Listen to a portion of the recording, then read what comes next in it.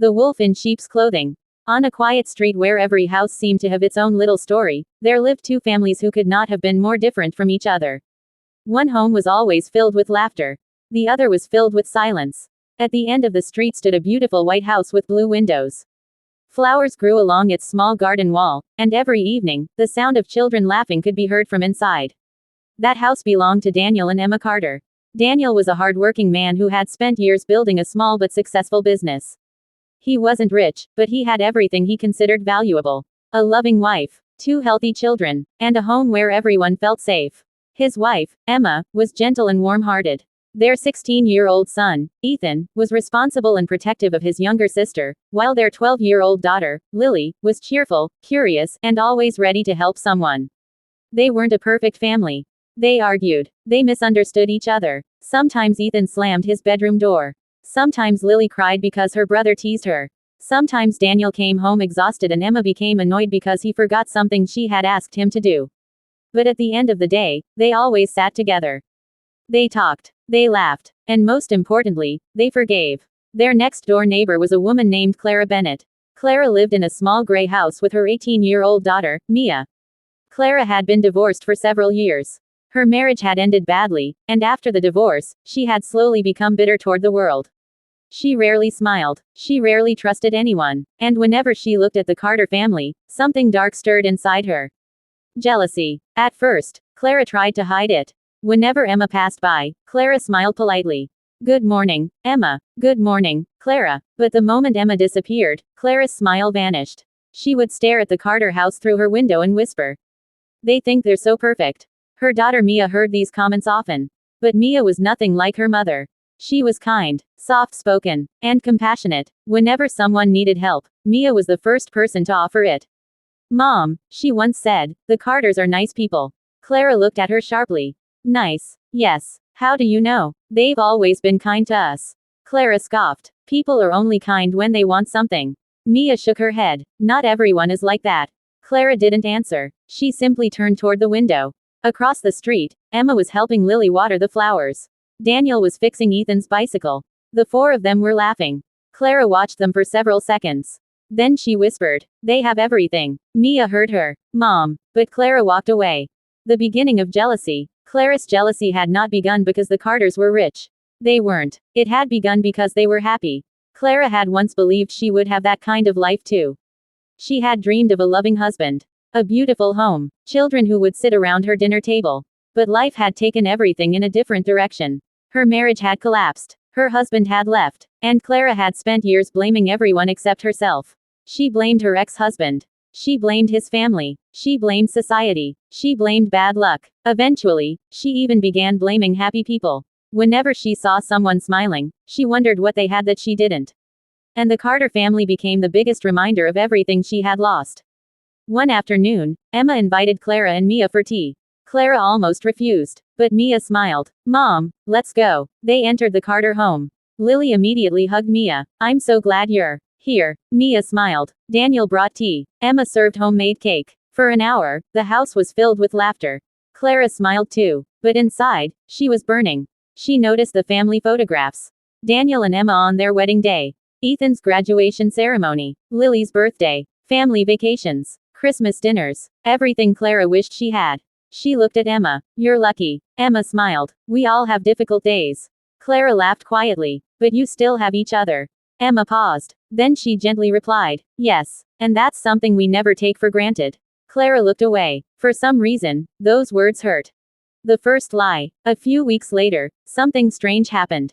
Emma noticed that a small gold bracelet she had received from her mother was missing. She searched everywhere. Her bedroom, the bathroom, the kitchen, the children's rooms. Nothing. "It must be somewhere," Daniel said.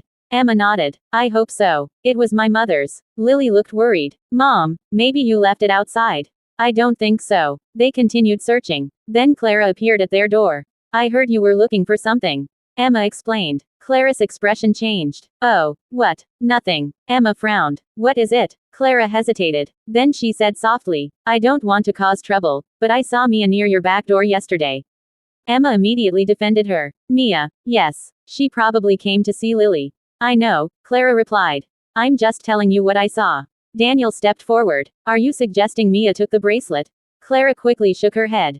No, of course not. She lowered her voice. I would never accuse her.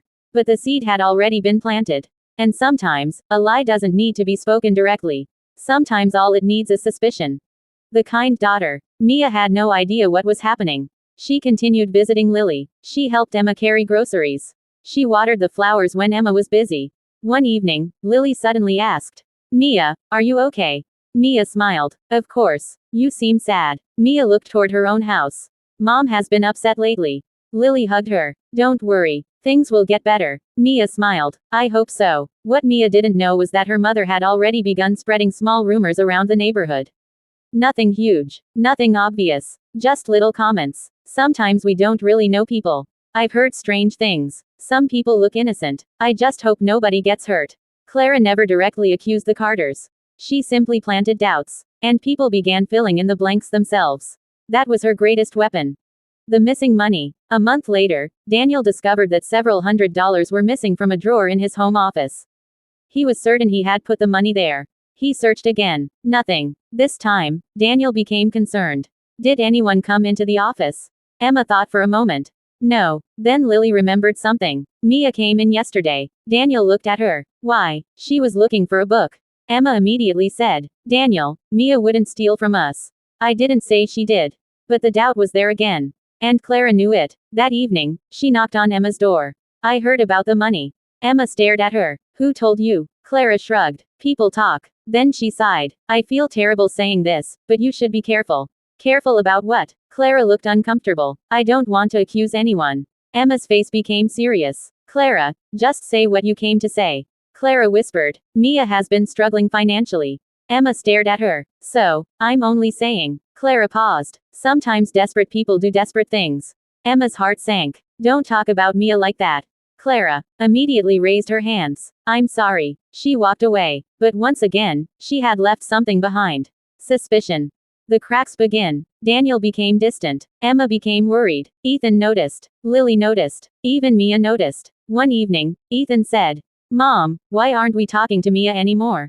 Emma sighed. We are. No, we're not. Emma looked at her son. There are some things adults need to figure out. Ethan frowned. Mia didn't do anything. You don't know that. I know her. Emma had no answer. Meanwhile, Mia had begun to notice the strange looks. When she entered a room, conversation stopped. When she approached people, they became quiet. One afternoon, she asked Lily, Did I do something? Lily shook her head. No. Then why does everyone look at me like that? I don't know. Mia forced a smile. It's okay. But it wasn't. That night, she cried quietly in her bedroom. Not because she was guilty, but because she couldn't understand why people suddenly saw something terrible in her. A family starts falling apart. The situation became worse when Ethan discovered that someone had taken his expensive headphones from his room. He immediately suspected Mia. She was here yesterday. Emma looked at him. Ethan, I'm not saying she stole them, Mom. I'm just saying she was here. Daniel became angry. This has gone too far. Emma looked at him. What do you mean? We can't keep pretending nothing is happening. Daniel, Mia is innocent until we know otherwise. And if she isn't? Emma didn't answer. For the first time, the Carter family sat at dinner in complete silence. No jokes. No laughter. No stories. Lily looked around the table. She missed the way things used to be. She finally whispered, Why are we fighting? Nobody answered. And outside the window, Clara watched. For the first time in weeks, she smiled. The wolf behind the smile. Clara had achieved exactly what she wanted. The happy family wasn't so happy anymore. But jealousy is never satisfied. Once it gets what it wants more. Clara wanted Emma to lose her friends. She wanted Daniel to lose trust in his wife. She wanted Ethan and Lily to stop trusting people. She wanted their beautiful home to become filled with the same emptiness she felt inside. And slowly, she began creating bigger lies. She told one neighbor that Daniel was planning to move away. She told another that Emma was having financial problems. She told someone else that Ethan was getting into trouble at school. None of it was true. But Clara had learned something about people. A lie becomes dangerous when it is repeated often enough. The night of the storm. One evening, a terrible storm hit the neighborhood. Rain poured down. Thunder shook the windows. The electricity went out. Emma was preparing candles when she heard a loud noise outside. Crash. She ran toward the window. A large tree branch had fallen near the garage. Daniel rushed outside. Ethan, stay inside. But Ethan had already opened the door. I'll help. No. Daniel grabbed him. Then they heard another sound. Someone was crying. It was coming from Clara's house. Mia. She had slipped on the wet floor near the entrance. Without thinking, Emma ran outside. Mia. She helped her stand. Are you hurt? Mia shook her head. I'm okay. Then Emma noticed blood on Mia's hand. You are not okay. She took Mia inside. Clara followed. For a moment, their eyes met. Clara looked ashamed, but Emma didn't know why. She simply helped Mia. She cleaned her wound. She gave her dry clothes. She made her tea. And when the storm became stronger, Emma said, you and Mia should stay here tonight. Clara stared at her. After everything. Emma frowned. What do you mean? Clara looked down. Nothing. Emma smiled gently. You are our neighbor, Clara. Whatever happened between us, you are still welcome here. Clara's eyes filled with tears. For a few seconds, she looked like the woman she used to be. Not angry, not jealous, just broken. But then something changed in her expression. She pushed the feeling away. The truth nobody expected. The next morning, the storm had passed. Daniel went outside to check the damage. As he walked toward the garage, he noticed something under the fallen tree branch. A small black bag. He picked it up. Inside were several things. His missing money, Ethan's headphones, Emma's gold bracelet. Daniel froze. He immediately called Emma. Emma. She ran outside. What happened? He opened the bag. Emma's face went pale. What is that? I found everything. Ethan came running. My headphones. Lily looked at the bracelet. Mom. Everyone stood silently. Then Daniel noticed something else. A small key. He recognized it. It belonged to the old storage shed behind Clara's house. His heart began pounding. The search. Daniel didn't want to accuse anyone. But he needed answers. He went to Clara's house with Emma. Clara. She opened the door. Yes. Daniel held up the bag. Her face changed. For the first time, there was no smile. No polite expression. No innocent voice. Only fear. Where did you get that? Daniel stared at her. Under the tree near my garage. Clara stepped backward. Emma whispered. Clara. Clara said nothing. Then Mia came downstairs. She saw the bag. Her eyes widened. What is that? Daniel answered. It's our missing things. Mia looked at her mother. Mom. Clara's face crumbled. She sat down and began to cry. The confession. I didn't mean for it to go this far. Emma couldn't believe what she was hearing. What did you do? Clara covered her face. I took them. Mia stepped backward. No. Clara sobbed. I took the bracelet. You stole it. Mia whispered. I was angry. And the money? Yes. The headphones. Clara nodded. Mia's eyes filled with tears. Why? Clara looked at her daughter.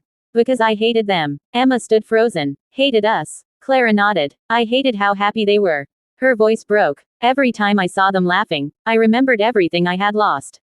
Emma's eyes softened. But why blame us? Because it was easier than blaming myself. Silence filled the room. Clara continued. I wanted their happiness to disappear. Mia began crying. Mom. Clara looked at her. I even made people think you stole everything. Mia covered her mouth. You told them it was me. I never directly said it. But you made them believe it. Clara couldn't answer. Mia's tears fell freely. You let people hate me. I'm sorry. No. Mia shook her head. You didn't just hurt them. She pointed toward the Carter family. You hurt me too. The biggest secret. Daniel was about to call the police when Mia suddenly spoke. Wait. Everyone looked at her. There is something else. Clara looked terrified. Mia, please. But Mia continued. Mom didn't do everything. Emma frowned. What do you mean? Mia took a deep breath. A few weeks ago, I found Mom hiding the bracelet. Clara closed her eyes. I asked her what she was doing. Mia's voice trembled. She told me it was none of my business. Daniel stared at her. Why didn't you tell us? Because she is my mother. Mia wiped her tears. I thought I could make her stop. Emma whispered. You knew. Mia nodded. I tried. She looked at Clara. I begged her. But she wouldn't listen. Then Mia turned toward Emma. I'm sorry. Emma walked toward her. Mia expected anger. Instead, Emma hugged her. Mia broke down completely. I'm sorry, she cried. Emma whispered. You should never have carried this alone. A mother and daughter. Clara watched them. Something inside her finally broke. Not from anger. From shame. She realized something terrible. She had spent years blaming the world for her loneliness. But in trying to destroy another family's happiness, she had almost destroyed the one person who truly loved her. Her daughter. Mia had stood beside her even when she didn't deserve it. Clara looked at her. Mia. Mia turned. I'm sorry. Mia didn't speak. I was supposed to protect you. Tears rolled down Clara's cheeks. Instead, I taught you to be afraid of kindness. Mia finally walked toward her. She hugged her mother. But this time, there was no smile. Only tears. The consequences. Clara confessed everything. She returned what she had stolen. She admitted the lies she had spread. And she accepted the consequences. The neighborhood eventually learned the truth. Some people were angry. Some were disappointed. Some refused to speak to Clara. But Emma didn't celebrate her downfall. She didn't humiliate her. She simply said, what she did was wrong. Then she added, but I hope she learns from it. Daniel looked at his wife. After everything, Emma nodded. Because if we answer hatred with hatred, what makes us different? Daniel smiled softly. You always have a bigger heart than me. Emma smiled. Maybe that's why you married me. He laughed. For the first time in months, the Carter house was filled with laughter again. A new beginning. Weeks passed. Clara began attending counseling. She apologized to the neighbors. She stopped comparing her life to everyone else's. Most importantly, she started listening to Mia. One evening, Clara sat beside her daughter in the garden. I don't know how to fix everything. Mia looked at her. You can't change yesterday. I know. But you can change tomorrow. Clara smiled through her tears. Where did you learn that? Mia laughed. From Lily. Clara smiled. Across the fence, Lily was helping Ethan plant flowers. Emma was hanging laundry. Daniel was fixing the garden gate. The Carter family was together again. But something had changed. Mia was now a regular part of their lives. She became like another daughter to Emma. Ethan treated her like a sister. Lily adored her. And slowly, Clara became less of a stranger. One evening, she stood at the Carter family's gate. Emma saw her. Come in. Clara hesitated. Are you sure? Emma smiled. Yes. Clara entered. Daniel handed her a cup of tea. Ethan moved a chair for her. Lily brought a plate of cake. Clara looked around. The same house. The same family. The same laughter. But this time, she didn't feel jealous. She felt grateful. She finally understood something. The happiness she had spent years trying to destroy was never something that had been taken away from her.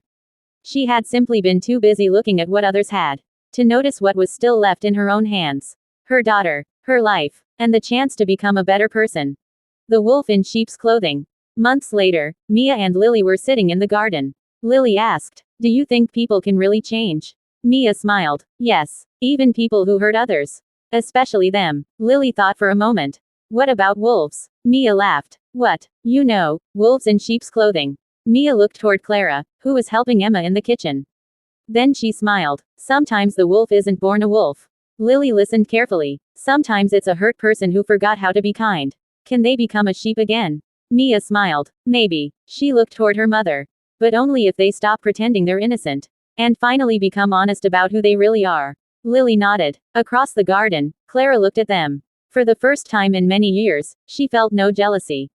Only peace. And perhaps that was the greatest punishment she had ever received. Realizing that the life she had wanted to destroy was the very life that eventually taught her how to live again. Moral: never judge a person's happiness from the outside, and never let jealousy convince you that someone else's blessings are the reason for your pain. A wolf may hide behind a sheep's clothing, but sooner or later, the truth reveals what lies beneath. And sometimes, the most dangerous enemy isn't the person who openly hates you, but the one who smiles at you while secretly wishing to see you fall.